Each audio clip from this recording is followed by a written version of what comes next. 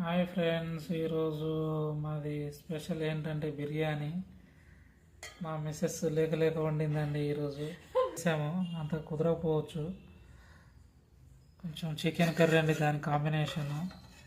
చూడండి, chicken curry అయితే full ఎక్స్పీరియన్సే, full గంధమ smell వస్తుంది. మీరు కూడా ట్రై చేయండి ఇంటికాడ. చూడండి, దానికి కాంబినేషన్ ఆనియన్, నిమ్మకాయలు, అసలు అవన్నీ నంచుకొని తింటే ఉంటుందండి, మామూలు కాదు. మీరు కూడా ట్రై చేయండి ఒకసారి.